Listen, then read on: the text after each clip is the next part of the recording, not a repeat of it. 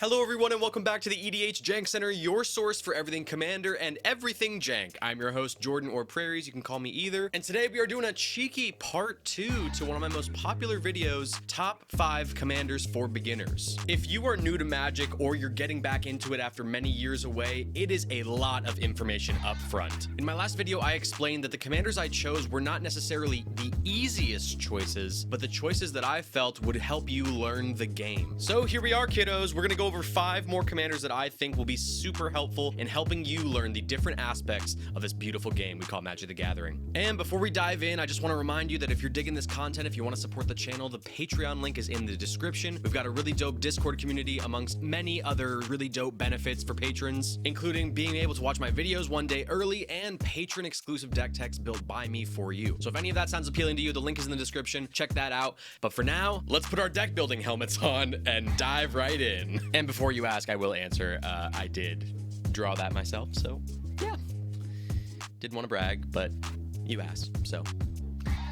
Anyways, our first commander today is Talran Sky Summoner. 2 blue legendary creature merfolk wizard. This one's from Commander 2021. Whenever you cast an instant or sorcery spell, create a 2/2 blue Drake creature token with flying. And he's a 2/2. So veteran MTG players are probably rolling their eyes right now, and I fully understand. Talran Counterspell Tribal is admittedly a huge bummer. However, that does not mean it is not a great learning commander for our new students here. So Talran basically wants you to cast a bunch of instants and sorceries and then just make a bunch of drakes and swing out at your opponents and kill them. I thought that this was a perfect commander for a beginner because it teaches you about 2 very important spell types: cantrips like Brainstorm and counter spells like Counterspell. A cantrip is a slang term for a card that draws a card in addition to any other abilities. They help you manipulate the top of your deck, searching for things, drawing things that you might need later in the game or at present. A counterspell, on the other hand, is just any spell that counters a spell. So if your opponent tries to cast something, it will go on the stack, which we'll talk about right after this. Then you can respond to that if you have mana up, or sometimes there are free counterspells. That's another video. Anyways, you can respond to that by playing a counterspell. Countering that spell means it does not resolve, it does not happen, and while you may not like it when it happens to you, I think it is an important part of the checks and balances that are in this game. Now, both of these card types are really important to deck building in general, but you can see why they would be super slappin' in Talran. Every time we gain ourselves value with a cantrip or protect ourselves with a counterspell, we will be getting a 2/2 flyer. That is incredible value. The second reason I think Talran is super helpful as a commander for beginners is because a lot of the stuff that you're going to be playing in this kind of deck interacts with and relies on something called the stack. Instead of going into this really long detailed explanation of the stack, I will give you an example of how it works. Let's say player 1, let's call him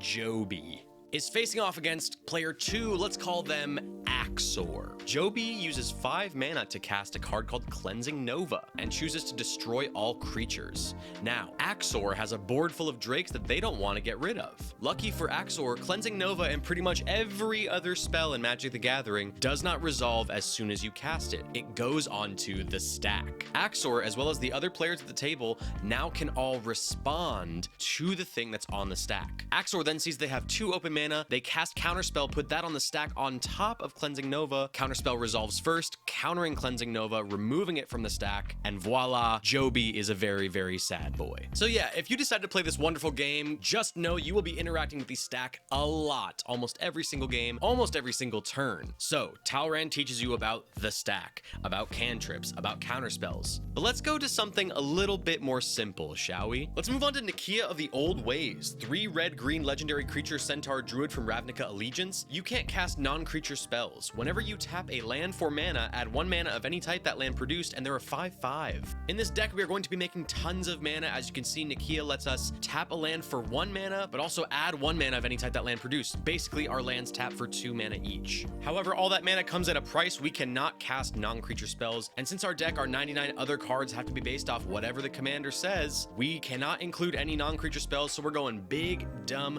chunky boys for this kind of deck. This is a great deck for beginners because not only does it play with power, power, doubling your mana with just your commander is really powerful effect. But we also get to have fun, just play big creatures and smash face. What's better than that? That's the spirit of Commander, baby. Oh, and I forgot to mention that because this is an all creatures deck, you will get to know plenty of all these amazing creatures that populate our game. All right, moving on to our third commander of the day, it's Tatyova, Benthic Druid. 3 green-blue legendary creature Merfolk Druid. This one's from Dominaria. Whenever a land enters the battlefield under your control, you gain 1 life and you draw a card, and it's a 3/3. Pretty simple tech here. This is a pretty straightforward commander. You get tons of value off of playing your lands. This is a really fun commander to learn synergies with. When a card synergizes with a commander, it means it supports the overall strategy or supports a specific ability, creature type, color in the commander. For example, I can take a look at the fact that Tatyova is a Merfolk. There's tons of cards that synergize with Merfolk strategies. Or another example is we know we're going to be drawing a ton of cards by playing multiple lands per turn, so why not include stuff like Onirophage, which gets huge every time we draw a card. Or we can take a look at the fact that we are getting value off of playing lands, so why not get extra value off of playing lands by including stuff like Avenger of Zendikar and Rampaging Baloths. See where I'm going here? This is the kind of stuff that really stokes the creative juices and makes deck building really, really fun. And Tatyova, I think, would be a great teacher on how to synergistically deck build in Commander. All right, let's move on to our fourth card of the day. It's Torbrand, Thane of Redfell. 1 red, legendary creature, Dwarf Noble from Throne of Eldraine. If a red source you control would deal damage to an opponent or a permanent an opponent controls, it deals that much damage +2 instead. And it's a 2/4. In mono red, you just want to go fast. Go fast. I don't know what that was, but Torbrand is here to expose you to a different kind of strategy that I haven't really covered yet in this series.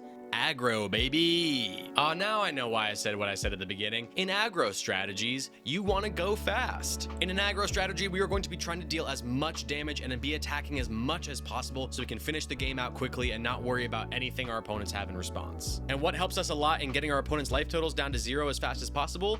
Damage multipliers. Torbrand essentially turns all of our 1/1s into 3/1s. So just make a bunch of goblins and go to town. Combine Torbrand's effect with Gratuitous Violence and Angrath's Marauders, and your opponents will be dead before they can even know what hit them. And that's basically it. That's the strategy. It doesn't require much thinking, so I think that's perfect for a beginner. So if going fast sounds appealing to you, try out a mono red commander. You might just fall in love. Wow, we are already at our last commander of the day. It is Halana and Alina Partners. 2 red-green legendary creature human ranger from Innistrad Crimson Vow. First strike, reach. At the beginning of combat on your turn, put X +1/+1 counters on another target creature you control, where X is Halana and Alina's power. That creature gains haste until end of turn, and it's a 2/3.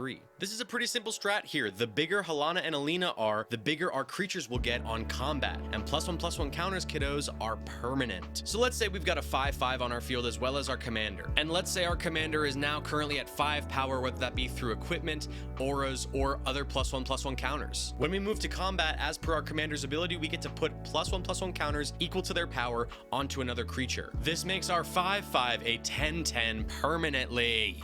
Sorry, I didn't mean to get that mad. And I like this commander for its 2-part strategy. We want to buff up our commanders and also get creatures that are evasive or have trample or something that lets us get lots of damage in. And just like that, guys, we are at the end of our list. I hope you found this helpful. If you like this content, make sure you check out the Patreon link in the description below, like this video, subscribe to the channel, and let's make this comment section a big giant Q&A. Beginner players, ask any question you have about commander or deck building or what have you, and veteran players, let's try our best to answer them. Magic the Gathering can be a lot to get into up front, so I hope this video helps. I hope our comment section helps, and I hope you have a great upcoming week. Thank you so much for watching again, and I'll see you guys on the next video.